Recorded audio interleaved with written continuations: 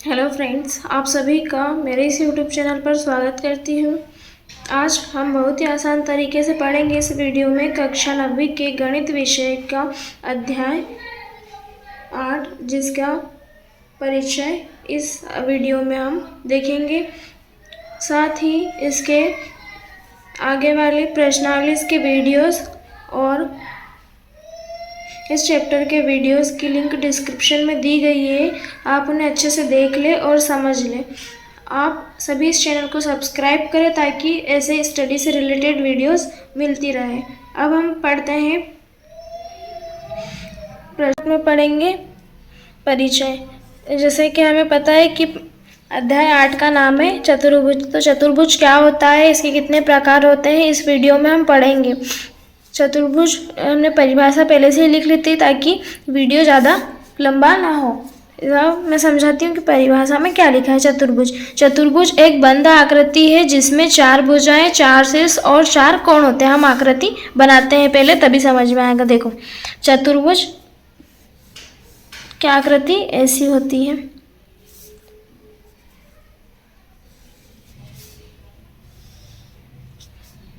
अब इनका नाम ले लेते हैं, ABCD।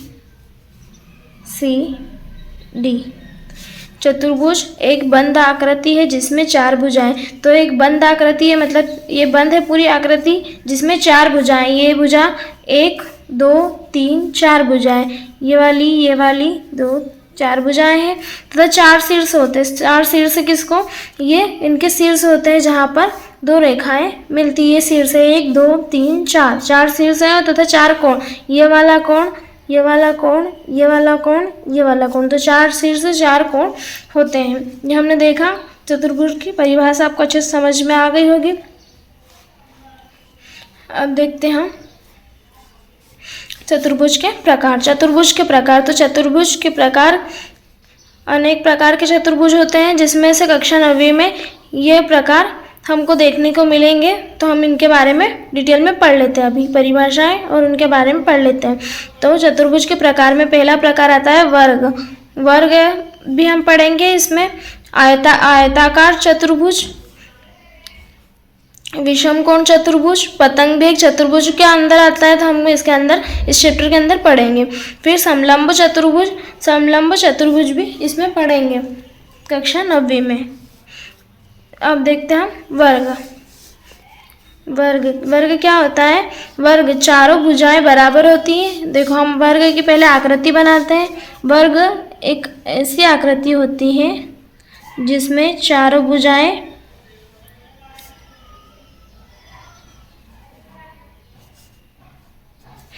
वर्ग में चारों भुजाएं बराबर होती है।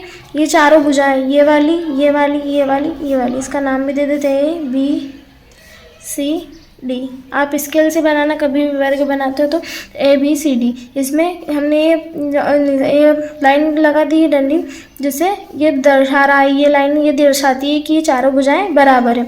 चारों भुजाएं बराबर होती हैं तथा आंतरिक कोण 90 डिग्री का होता है। जो आंतरिक कोण, यहाँ पर 2 रेखाएं मिलने के बाद तो ये क्या बनाती है, 90 डिग्री का कोण बनाती है। तो आंतरिक कोण कितने डिग्री का होता है, 90 डिग्री का होता है। सभी आंतरिक कोण जितने भी, ये वाले चारों कोण कितने, 90 डिग्री के होंगे। फिर सम्मुख भुजाएं समांतर होती है। जो सम्मुख भुजाएं होती है वो समांतर होती है। जो सम्मुख भुजाएं, इसकी सम्मुख भुजा ये वाली है तो समांतर होगी। इसकी सम्मुख भुजा ये होती है, सम्मुख भुजाएं समांतर होगी, समांतर है। फिर विकर्णों की लंबाई, जैसे सम्मुख भुजा हम लिख लेते हैं कि सम्मुख भुजाएं समांतर होती है, तो हम ऐसा लिख सकते हैं कि सम्मुख भुजा AB, यहाँ पर लिख लेते हैं AB, और समांतर का चिन्ह ये हो गया, समांतर है किसके, DC के। और ये वाली भुजा इसके समांतर है तो BC समांतर है AD के। ये होगी समांतर, ये रेखाएं होती है। फिर विकर्णों की लंबाई बराबर होती है। जो विकर्ण है उनकी लंबाई क्या होती है, बराबर। जैसे विकर्ण क्या होता है, ये पहले हम समझते हैं। विकर्ण जो इसके और इसके हम यहाँ से एक लाइन खींचते हैं तो ये विकर्ण बनता है, ये वाला विकर्ण बनता है। ऐसे विकर्ण बनते हैं सम्मुख कोणों से।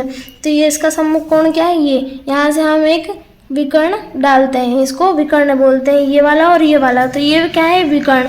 विकर्ण की लंबाई क्या होती है, बराबर। इस विकर्ण की, एक विकर्ण और दो विकर्ण बन रहा है, दो विकर्ण की लंबाई क्या होती है, बराबर होती है। तो ये विकर्ण की लंबाई क्या होती है, जैसे कि AC एक विकर्ण है और इसकी लंबाई BD के बराबर होगी। तो ये विकर्ण की लंबाई क्या होगी, बराबर। फिर विकर्ण लंबवत है, तो जो विकर्ण लंबवत होते हैं मतलब 90 डिग्री का कोण बनाते हैं। जहाँ ये बीच में O बिंदु है, यहाँ पर ये 90 डिग्री का कोण बनाते हैं। जहाँ मिलते हैं विकर्ण, जहाँ पर मिलके क्या बनाते हैं, सभी ये कोण, ये कोण, ये कोण, ये चारों कोण क्या होंगे, 90 डिग्री के होंगे। तो विकर्ण क्या होते हैं, मतलब लंबवत होते हैं एक दूसरे के, इसलिए 90 डिग्री का कोण बनाते हैं। फिर विकर्ण भी एक दूसरे को समद्विभाजित करते हैं। जो विकर्ण होते हैं वो एक दूसरे को समद्विभाजित करते हैं। समद्विभाजित मतलब दो बराबर भागों में बांटते हैं। हम देखते हैं क्या बोलते हैं, समद्विभाजित। समद्विभाजित का मतलब होता है दो बराबर भागों में बांटते हैं। हमने वर्ग पढ़ रहे हैं हम। जो विकर्ण होते हैं समद्विभाजित, यहाँ पर जो ये काट रहा है इस बिंदु पर, O बिंदु पर, तो ये इस बिंदु को और इस बिंदु मतलब जो ये विकर्ण है उसको बराबर भागों में विभाजित करता है। तो विकर्ण क्या करते हैं, जैसे AO बराबर हो जाएगा ये OC के, तो ये दो बराबर भागों में बांट रहा है। और इधर क्या हो जाएगा, OD या OB बराबर हो जाएगा OD के, तो ये दो बराबर भागों में बांट रहा है। तो मतलब समद्विभाजित करता है। ये हमने वर्ग की डेफिनेशन पढ़ ली। वर्ग क्या क्या होता है इसमें हमने सब पढ़ लिया। अब हम देखते हैं इसका दूसरा प्रकार, आयताकार चतुर्भुज। ये वर्ग आप अच्छे से समझ लेना। अब देखते हैं हम नेक्स्ट पेज से आयताकार चतुर्भुज। आयताकार चतुर्भुज पढ़ेंगे। तो आयताकार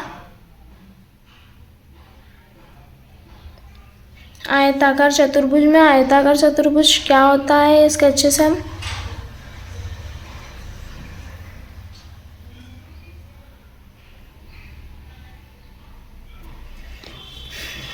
सम्मुख भुजाएं बराबर होती है। इसमें क्या बोल रहा है, आयताकार में हम क्या देख रहे हैं, आयताकार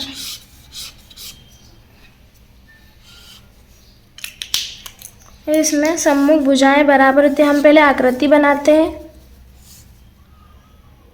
ये आयत जैसी आकृति बनेगी, आयताकार चतुर्भुज है। चतुर्भुज का मतलब होता है चार भुजाएं। आप स्केल से अच्छे से बनाना, थोड़ी मिस्टेक हो गई है मेरे से। तो अब हम नाम दे देते, इसकी लाइन स्ट्रेट रहेगी ऐसी। तो आयताकार चतुर्भुज, इसमें नाम A B C और D, ये लाइन है हमारी।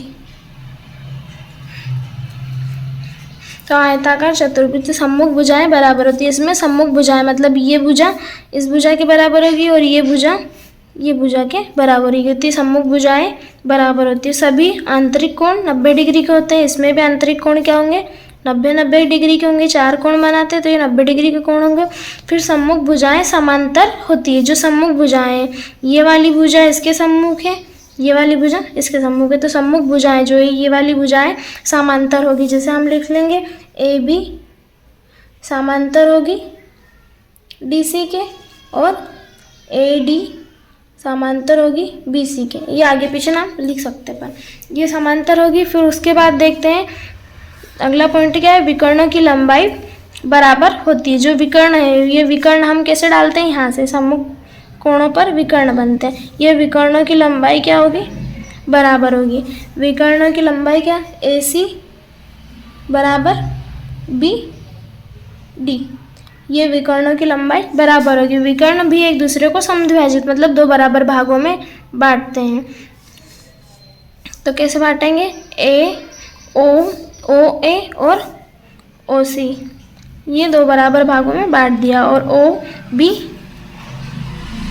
बराबर OD, ये दो बराबर भागों में समद्विभाजित करते हैं विकर्ण एक दूसरे को। पर यहाँ पर क्या है, वर्ग में 90 डिग्री का ये लंबवत होते हैं विकर्ण एक दूसरे पर। यहाँ पर विकर्ण लंबवत नहीं होंगे। ये अंतर है आयताकार चतुर्भुज में। फिर दूसरा प्रकार, हम तीसरा प्रकार इसका देखते हैं, समांतर चतुर्भुज। समांतर चतुर्भुज में देखेंगे हम, समांतर चतुर्भुज की पहले आकृति बना लेते हैं। समांतर चतुर्भुज, समांतर चतुर्भुज सम्मुख भुजाएं बराबर। पहले आकृति देखते हैं। समांतर चतुर्भुज की आकृति ऐसी बनती है।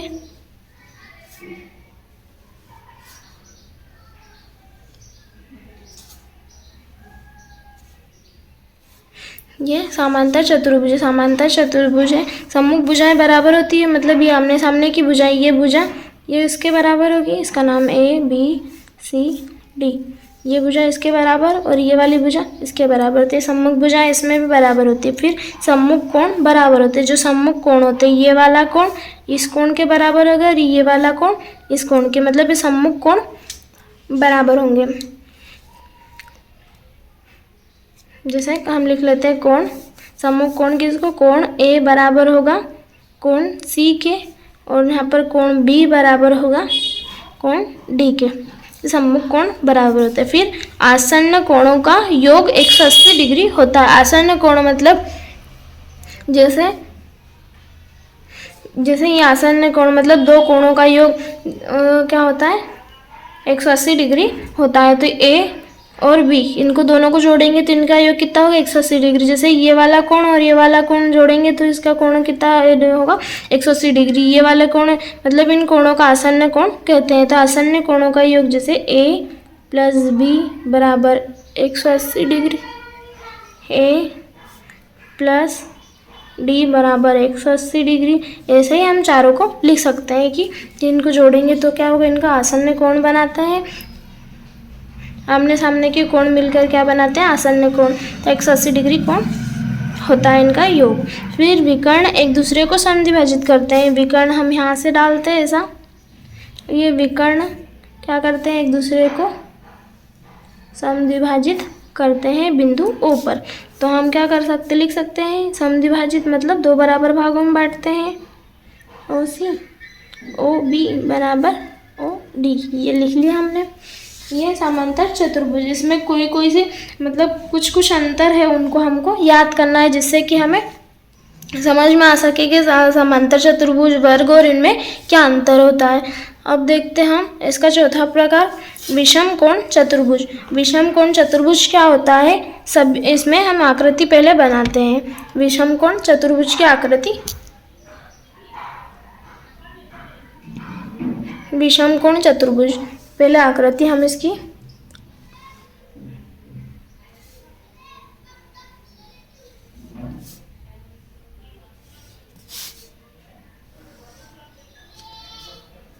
विषमकोण चतुर्भुज की आकृति ऐसी बनेगी। इसका नाम दे देते हैं PQRS। ये हमारी आकृति है। अब सभी भुजाएं समान होती है, इसमें सभी भुजाएं जो होती है समान होती है, मतलब ये चारों भुजाएं क्या होगी, समान मतलब बराबर होगी। सभी भुजाएं बराबर होती है। सम्मुख कोण बराबर होते हैं, मतलब ये वाला कोण और ये वाला कोण बराबर होगा, ये वाला कोण और ये वाला कोण बराबर होगा। सम्मुख कोण क्या होते हैं, बराबर होते हैं। उसके बाद सम्मुख कोण मतलब कोण A कोण P बराबर कोण R कोण Q बराबर कोण S, ये सम्मुख कोण बराबर होंगे। फिर उसके बाद आसन्न कोणों का योग 180 डिग्री होता है। जो आसन्न कोण ये वाला कोण, ये आसन्न मतलब जो सामने दिखाई दे रहा है, आसन्न कोणों का योग 180 डिग्री होता है। जैसे कि कोण P + कोण Q बराबर 180 डिग्री। फिर कोण P + कोण S बराबर 180 डिग्री। ये हमारे आसन्न कोण है। इसको जोड़ो तो 180 डिग्री आएगी, इसको और इसको जोड़ेंगे तब भी 180 डिग्री आएगी, इसको और इसको जोड़ेंगे तो 180 डिग्री होगा। तो ये आसन्न कोण है, तो इनका योग क्या होगा, 180 डिग्री होगा। अब हम देखते हैं विकर्ण लंबवत होते हैं, मतलब ये विकर्ण इसके यहाँ से हम डालेंगे विकर्ण तो क्या होगा, विकर्ण लंबवत होंगे। ये वाला विकर्ण और ये वाला विकर्ण प्रतिच्छेद करते हैं O बिंदु पर और एक दूसरे के क्या होंगे, लंबवत। लंबवत मतलब 90 डिग्री का कोण बनाते हैं। ये चारों कोण मतलब यहाँ पर भी कोण बनेगा, यहाँ पर भी, तो जो 90 डिग्री के चारों कोण बनेंगे। यहाँ पर आंतरिक कोण जिनके 90 डिग्री के होंगे, मतलब विकर्ण का लंबवत होना ही 90 डिग्री का कोण बनाते हैं। फिर विकर्ण भी समद्विभाजित भाजक होते हैं, मतलब समद्विभाजक मतलब जो विकर्ण एक दूसरे को क्या वो करते हैं, समद्विभाजित करते हैं, तो बराबर भागों में बांटते हैं। जैसे हम लिख लेते हैं OP बराबर OR और यहाँ पर OQ बराबर OS, समद्विभाजित करते हैं। उसके बाद लिखते हैं हम, देखते हैं 5वां नंबर समलंब चतुर्भुज। समलंब चतुर्भुज क्या होता है, देखते हैं सम्मुख भुजाओं का। पहले हम समलंब चतुर्भुज की आकृति बनाते हैं।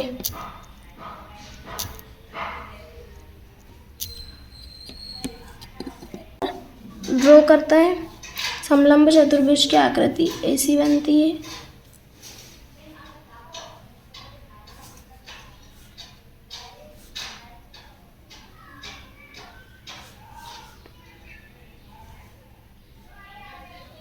ये समलंब चतुर्भुज की आकृति, इसका नाम दे देते हैं A, B, C और D। ये समलंब चतुर्भुज हो गया हमारा। समलंब चतुर्भुज के पॉइंट पढ़ते, सम्मुख भुजाओं का एक युग्म समांतर होता है, मतलब जो सम्मुख भुजाएं उनका एक युग्म समांतर होता है। तो ये वाला युग्म और ये वाला युग्म समांतर होगा। एक युग्म मतलब एक जोड़ा, ये दूसरा जोड़ा समांतर नहीं होगा, मतलब ये वाला रेखा और ये वाली रेखा क्या होगी, समांतर होगी। बाकी ये तो तिरछी जा रही है, उनको आगे मिलाएंगे तो क्या हो जाएगी, एक दूसरे को प्रतिच्छेद कर देगी, तो समांतर नहीं होगी। ये वाली रेखा और ये वाली रेखा क्या होगी, सम्मुख भुजाएं जो है, ये वाली भुजा और ये भुजा क्या होगी, समांतर होगी। गैर समांतर भुजाओं पर कोणों का योग 180 डिग्री होगा, मतलब जो गैर समांतर, ये वाली भुजा और ये वाली भुजा, ये वाली और ये वाली गैर समांतर, ये वाली भुजा और ये वाली भुजा, तीन भुजाओं का योग, कोणों का योग क्या होगा, 180 डिग्री होगा। जैसे कि A और D को प्लस करेंगे तो क्या होगा, 180 डिग्री होगा। इस भुजा पर बनने वाले कोणों का योग गैर समांतर, ये वाली भुजा और ये वाली भुजा, तीन समांतर कोण, ये वाला कोण क्या होगा, इनका योग 180 डिग्री। जैसे कोण A धन कोण D बराबर 180 डिग्री। और जैसे कि ये वाली भी गैर समांतर है तो कोण B प्लस कोण C बराबर 180 डिग्री हो। गैर समांतर भुजाओं का योग, भुजाओं पर कोणों का योग 180 डिग्री होगा। हमने देख लिया गैर समलंब चतुर्भुज। समलंब चतुर्भुज में दो ही पॉइंट हमको दिए गए, सम्मुख भुजाओं का एक युग्म समांतर होता है, एक युग्म ही समांतर होता है, और जो गैर समांतर भुजाएं होती है उनके कोणों का योग 180 डिग्री होता है। हमने ये देख लिया। अब हम पढ़ेंगे पतंग के बारे में। पतंग के बारे में नेक्स्ट पेज से पढ़ेंगे। मैं आशा करती हूँ आपको ये अच्छे से समझ में आ रहा होगा। अब देखते हैं हम पतंग।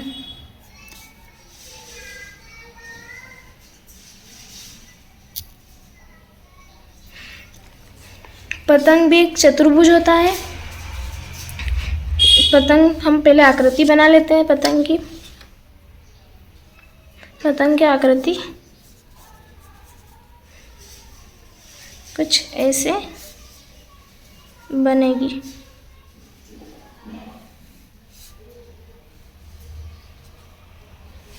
ये हमारे पतंग की आकृति हो गई, जिसका नाम दे देते हैं A, B, C और D। हमने नाम दे दिए। अब देखते हैं हम क्या लिखा है। आसन्न भुजाओं का एक युग्म बराबर होता है। जो आसन्न भुजाएं होती है उनका एक युग्म बराबर होता है, मतलब ये वाली भुजा और ये वाली भुजा, ये वाली भुजा और ये वाली भुजा का योग क्या, मतलब ये बराबर। जो आसन्न भुजाओं का योग मतलब ये वाली भुजा के बराबर होगी, और ये वाली भुजा जो है ये वाली भुजा के बराबर होगी। आसन्न भुजा मतलब आमने सामने की भुजाओं का योग जो होता है युग्म का बराबर होंगे, युग्म बराबर होंगे, मतलब इनका जो लंबाई है बराबर होगी। फिर सम्मुख कोणों का एक युग्म बराबर होता है। जो सम्मुख कोणों का एक युग्म, जो सम्मुख कोण है, जैसे ये वाला सम्मुख कोण है, इसके का एक ही युग्म के कोणों का बराबर होते हैं। ये वाला कोण इस कोण के बराबर, सम्मुख कोणों का एक युग्म बराबर होता है, मतलब एक युग्म बराबर होता है। फिर विकर्ण लंबवत होते हैं। जो विकर्ण यहाँ से यहाँ पर डालेगा विकर्ण, और एक विकर्ण यहाँ से यहाँ बनेगा, तो ये विकर्ण क्या होते हैं, एक दूसरे पर लंबवत, मतलब ये 90 डिग्री के कोण बनाते हैं। फिर लंबा विकर्ण छोटे विकर्ण को समद्विभाजित करता है। जो लंबा विकर्ण, ये वाला लंबा विकर्ण है, ये छोटे वाले विकर्ण को समद्विभाजित करता है, मतलब इसको दो बराबर भागों में बांटता है। जैसे कि OB बराबर OD, ये दो बराबर भागों में बांटता है। हमने इसके चतुर्भुज के प्रकार देख लिए, चतुर्भुज क्या होता है इसकी परिभाषा देख ली अच्छे से। अब हम अब पढ़ेंगे त्रिभुज मध्य बिंदु प्रमेय। त्रिभुज मध्य बिंदु प्रमेय क्या होती है हम देखेंगे, जो कि चैप्टर 8 में ये प्रमेय अच्छे से मतलब बहुत ज़्यादा यूज़ में आती है, मोस्ट इम्पोर्टेंट है ये प्रमेय। त्रिभुज मध्य बिंदु प्रमेय, हम पहला पॉइंट देखते हैं। पहले हम बना लेते हैं कि त्रिभुज मध्य बिंदु प्रमेय में